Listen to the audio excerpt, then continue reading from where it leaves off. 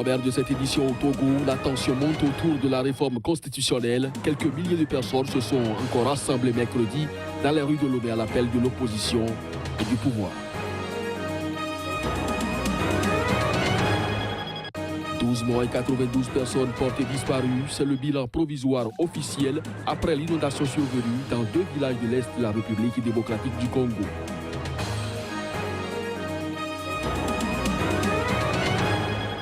La France et l'Union africaine souhaitent organiser une conférence nationale interlibyenne avant fin 2017, un événement qui aura pour but de définir un plan d'action pour sortir la Libye du chaos.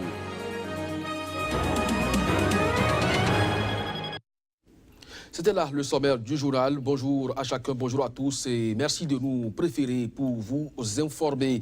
Au Togo, la tension monte autour de la réforme constitutionnelle. Quelques milliers de personnes se sont encore rassemblées mercredi dans les rues de Lomé à l'appel de l'opposition pour demander le départ du président Faure Gnassingbé et dans d'autres quartiers à la demande du parti au pouvoir pour lui témoigner son soutien. Ces nouvelles manifestations interviennent après une première consultation parlementaire boycottée mardi par l'opposition. Quelques milliers de personnes se sont rassemblées mercredi dans les rues de la capitale togolaise Lomé à l'appel de l'opposition pour demander le départ du président Faure Gnassingbé et dans d'autres quartiers à la demande du parti au pouvoir pour lui témoigner leur soutien. L'opposition qui a connu un succès historique lors des marches les 6 et 7 septembre dernier, en rassemblant plus de 100 000 personnes à travers le pays, a prévu 2 nouveaux jours de manifestations, mercredi et jeudi. Le parti présidentiel l'Union pour la République UNIR a décidé lui aussi d'appeler ses militants aux mêmes dates pour soutenir le président Faure Gnassingbé. Mais avant ces manifestations, l'opposition avait boycotté mardi un vote de modification de la Constitution à l'Assemblée nationale qui prévoit la limitation du mandat présidentiel en regrettant qu'elle ne soit pas rétroactive, permettant ainsi au président Faure Gnassingbé, au pouvoir depuis 2005, de se représenter en 2020 et en 2025. Adoptée avec les 2 tiers des voix au Parlement, la modification de la Constitution fera l'objet d'un référendum dans les prochains mois. Aux dernières nouvelles, ces rassemblements ont fait au moins 1 mort par balle, 25 blessés, des maisons pillées et des véhicules caillassés selon le ministère togolais de l'Intérieur, et ceci sur toute l'étendue du territoire togolais. La Cour suprême du Kenya a blâmé ce mercredi la commission électorale pour sa gestion de l'élection présidentielle invalidée du 8 août. Elle reproche à l'instance d'avoir proclamé des résultats sur la base de documents parfois douteux et de ne pas avoir permis l'accès à ses serveurs informatiques.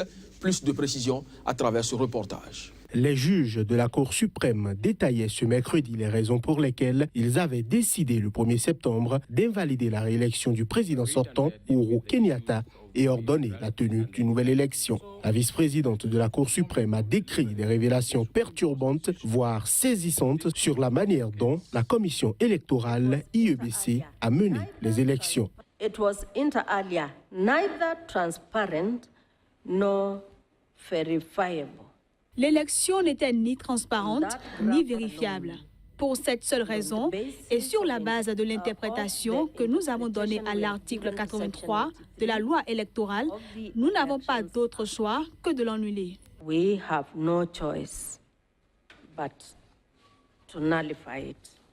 La Cour a également reproché à l'IEBC d'avoir ignoré l'ordre de la Cour réclamant l'accès à ses serveurs pour vérifier des accusations de piratage affectant la transmission des résultats formulées dans la plainte de l'opposition.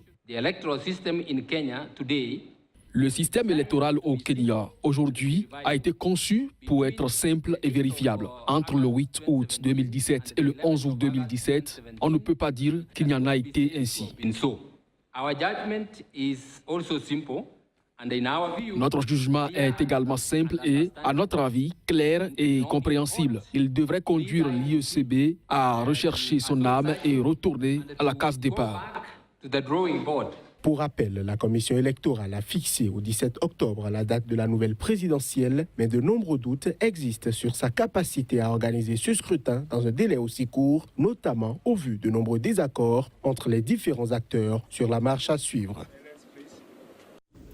En République démocratique du Congo, lors de l'ouverture du forum sur la paix et la réconciliation ce mardi à Kananga, le président Kabila a félicité les forces armées critiquées par leur travail dans les 5 provinces du Grand Kasaï. Il a en outre blâmé les Kamwina Nsapu pour les violences qui s'y sont déroulées. Il a aussi appelé les populations à un examen de conscience. Joseph Kabila Kabange a invité les Kassaïens au pardon et à la réconciliation lors de ce forum organisé à Kananga, ce qui, selon le président de la République, devrait permettre une reprise rapide des projets de développement dans tous les domaines. Mais la démarche ne pourra pas se faire sans une justice réparatrice. Les auteurs directs ou indirects du drame kassaïen devront répondre un jour de leurs actes, a dit le chef de l'État congolais. Le conflit dans cette zone du centre de la RD Congo a fait 3000 morts en un an, dont 2 experts de l'ONU tués en mars. La conférence pour la paix, la réconciliation et le développement ne peut donc pas servir de blanchisserie pour tous les auteurs des crimes graves. Des crimes qui, Joseph Kabila l'a reconnu, ont couvert de honte tout un pays. Il a donc regretté que la voix de la raison, celle du dialogue, n'ait prévalu qu'à posteriori. Le président congolais a aussi dénoncé les indélicatesses commises dans la gestion du secteur coutumier, une mauvaise gouvernance qui a conduit à la situation déplorée. Pour lui, la paix est revenue parce que les forces de l'ordre et de sécurité ont fait du bon travail. Pour rappel, le Haut-Commissariat des Nations Unies aux droits de l'homme a dénoncé un usage excessif de la force dans le Grand Kasaï et imputé l'essentiel des quelques 90 fosses communes découvertes aux forces de sécurité congolaises. On reste dans la région où 12 morts et 92 personnes portées disparues. C'est le bilan provisoire officiel rendu public après l'inondation survenue à la suite de la pluie diluvienne qui s'est abattue sur 2 villages de l'Est de la République démocratique du Congo dans la nuit de mardi à mercredi. Les victimes sont pour la plupart des agriculteurs dont les champs bordent la rivière Biamboué au sud-ouest de Goma, chef-lieu du Nord Kivu.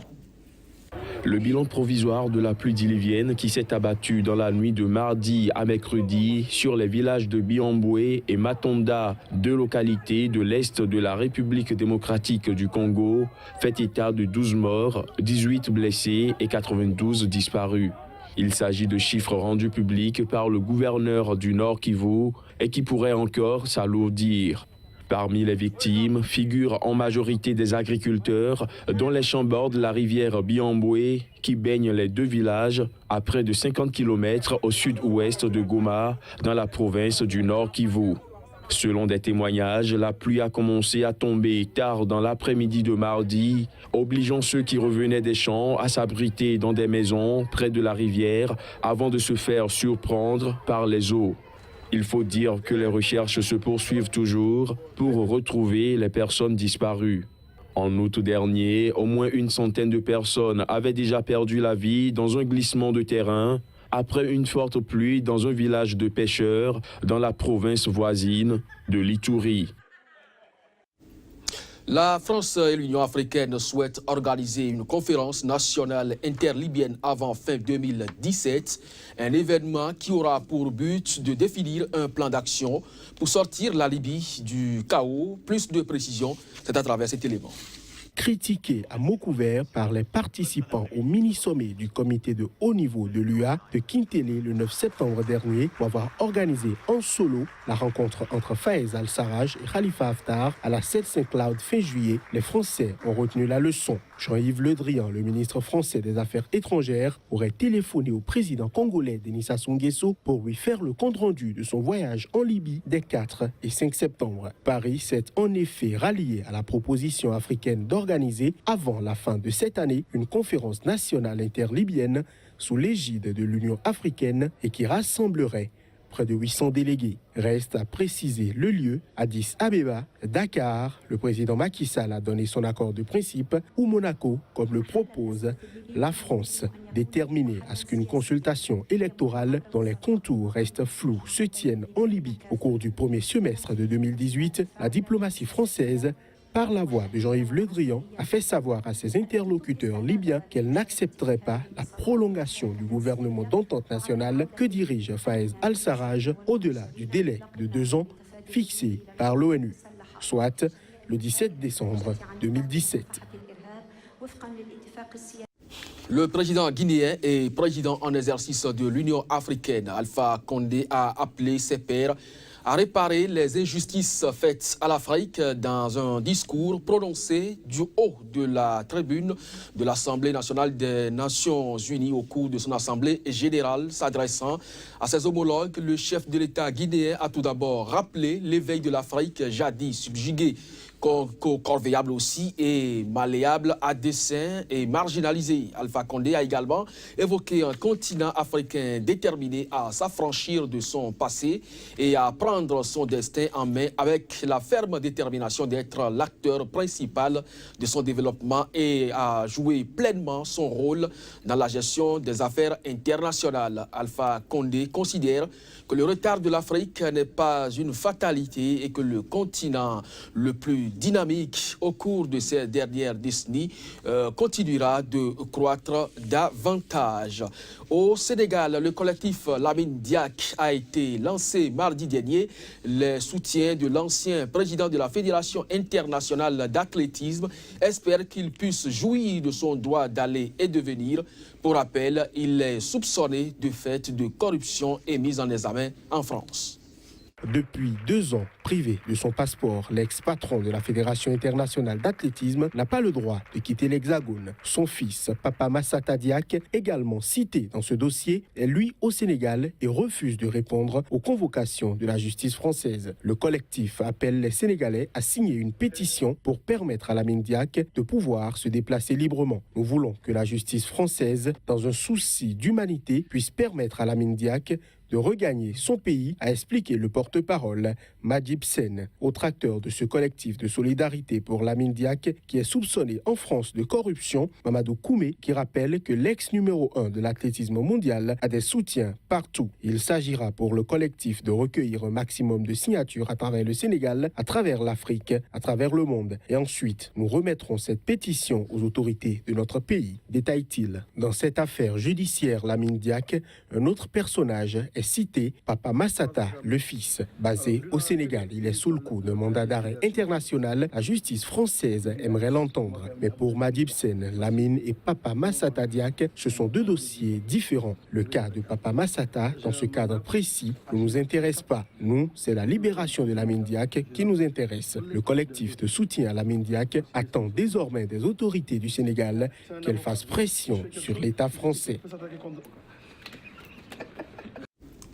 Rue inondée, voitures à la dérive, toiture arrachée, l'ouragan Maria qui menace désormais la République dominicaine a dévasté Porto Rico mercredi après avoir ravagé la vieille ville de la Guadeloupe et la Dominique, faisant au total 10 morts. Selon le Centre américain des ouragans, Maria a perdu en intensité, redevenant dans l'après-midi un ouragan de catégorie 2 sur une échelle de 5.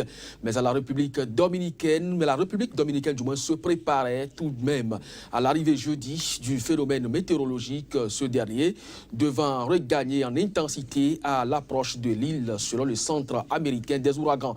Le gouvernement s'est préparé au pire et les gens devraient d'ailleurs en faire de même. Mesdames, Messieurs, c'est sur cette note que nous refermons cette édition. Merci à chacun, merci à tous de nous avoir suivis. L'information se poursuit sur SIGA.